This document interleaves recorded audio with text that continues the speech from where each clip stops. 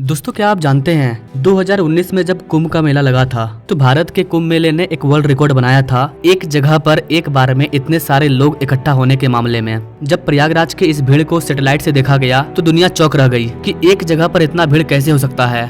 2019 के अर्ध कुंभ मेले में करीबन 24 करोड़ लोग एक जगह पर इकट्ठा हुए थे और इस बार जो 2025 में महाकुंभ लगने वाला है, बताया जा रहा है कि इसमें 40 करोड़ से ज्यादा लोग यहाँ पर आएंगे। जस्ट इमेजिन गाइस, भारत की आबादी है 140 करोड़, जिसमें से 40 करोड़ लोग सिर्फ एक स्थान प्रयागराज पर इकट्ठा होंगे, वो भी गंगा के किनारे। अब आपके मन में भी सवाल होगा कि इतने सारे भीड़ को सरकार मैनेज कैसे करती होगी। तो आज के इस वीडियो में हम इसी पर बात करने वाले हैं कि महाकुंभ 2024 की तैयारी कैसे चल रही है, किस तरह से एयरपोर्ट का विस्तार किया जा रहा है, किस तरह से एक्सप्रेसवे का विस्तार किया जा रहा है, महाकुंभ से पहले गंगा एक्सप्रेसवे को किस तरह से तैयार कर लिया जाएगा, किस तरह से न्यू टर्मिनल को बनाया जा रहा है, किस तरह से प्रयागराज के रेलवे को 837 करोड़ रुपए की लागत से कायाकल्प किया जा रहा है, किस तरह से कुंभ मेले के दौरान 800 से ज्यादा मेला ट्रेन को चलाया जाएगा ऑल ओवर इंडिया। इसके अलावा किस तरह से प्रयागराज के अंदर 26 से अधिक सड़कों को चौड़ा किया जा रहा है, कई फ्लाईओवर का निर्माण किया जा रहा है। इसके अलावा रेलवे, एयरपोर्ट, एक्सप्रेसवे, इसके साथ साथ 700 से ज्यादा महाकुंभ के लिए बस भी चलाया जाएगा। तो चलिए जानते हैं कि ओवरऑल महाकुंभ 2025 का तैयारी कैसा चल रहा है।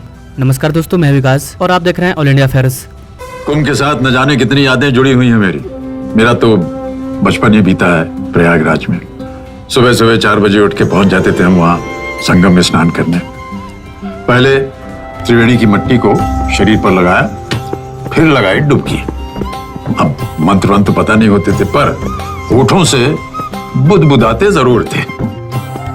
पॉन्टून पुल देख के हम सोचते थे इसे बनाया कैसे होगा, इतने सारे लोगों का भार कैसे उठा लेता है ये।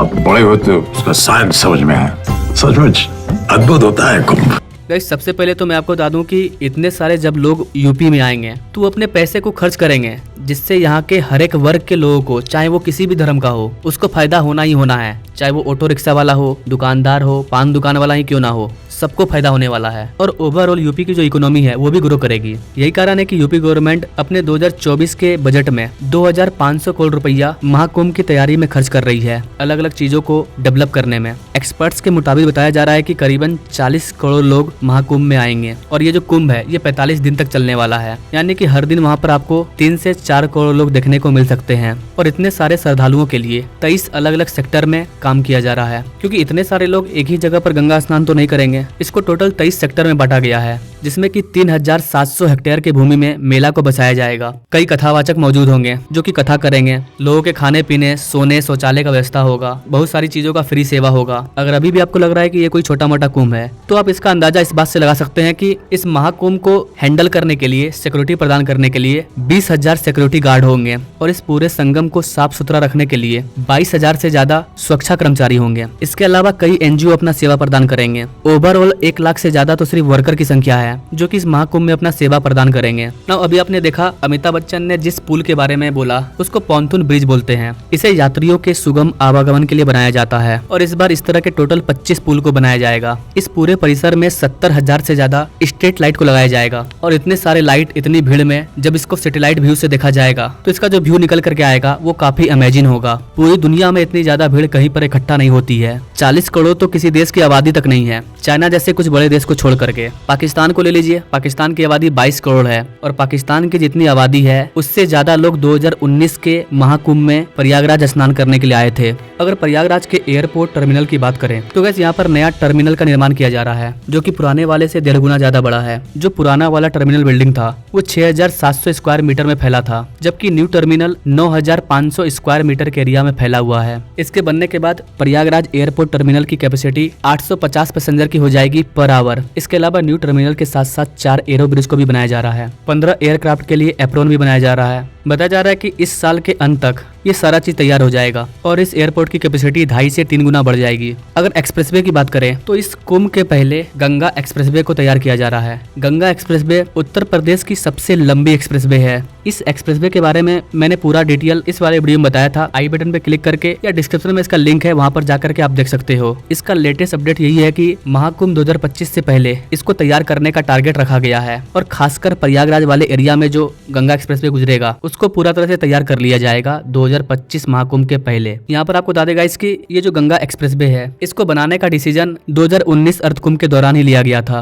और करीबन 5 साल बाद इस बार के कुंभ मेले में ये तैयार भी हो जाएगा। गंगा एक्सप्रेसवे को लेकर के एकदम लेटेस्ट अपडेट के रूप में एक डाटा जारी किया गया है। इसके अकॉर्डिंग इसका जो अर्थ वर्क है वो 70% कंप्लीट हो चुका है और CNG तो पूरा कंप्लीट हो गया है। इसके अलावा GSB, WMM, DBM इन सब का काम भी लगभग 50% कंप्लीट हो गया है। अगर गंगा एक्सप्रेसवे की ओवरऑल कंप्लीटेशन की बात करें तो इसका 50% काम कंप्लीट हो चुका है और बाकी बचा हुआ 50% का काम काफी तेजी से चल रहा है। महाकुंभ के आने में अभी 9 महीने का समय बाकी है। उससे पहले इस एक्सप्रेसवे को 90% तो कंप्लीट हो ही जाएगा। सरकार अगर और ज्यादा ध्यान देती है तो हो सकता है कि ये 8 महीने में ही पूरी तरह से कंप्लीट हो जाए अगर काम दिन रात चला तो। लेकिन सरकार जल्दबाजी नहीं करना चाहती है क्योंकि जल्दबाजी में एक्सप्रेसवे का जो काम होता है वो गलत हो जाता है जो कि आने वाले टाइम में टिकेगा नहीं, गड्ढा हो जाएगा पानी पड़ेगा तो ऐसा ना हो इसलिए सरकार फोर्स नहीं कर रही है। बस ये बोला गया है कि आप प्रयास कीजिए कि महाकुंभ के पहले तैयार हो जाए। इसके अलावा महाकुंभ के पहले रेलवे के भी कई प्रोजेक्ट पर काम चल रहा है क्योंकि कुंभ मेले के दौरान सबसे ज्यादा श्रद्धालु देश भर से ट्रेन से ही आते हैं और जैसा कि मैंने आपको बताया महाकुंभ के लिए 700 ट्रेन को अलग से चलाया जाएगा। जैसे अभी अयोध्या जाने के लिए ट्रेन चल रहा है ना, ठीक वैसे ही महाकुंभ के लिए ट्रेन चलेगा। 837 करोड़ रुपए की लागत से प्रयागराज के जितने भी स्टेशन है उसको स्मार्ट तरीके से डेवलप किया जा रहा है। नए नए प्लेटफॉर्म बनाए जा रहे हैं, एरिया का चौड़ीकरण किया जा रहा है। इसके अलावा रिसेंटली प्रयागराज को वंदे भारत भी मिल चुका है। जो वंदे भारत पहले गोरखपुर से अयोध्या होते हुए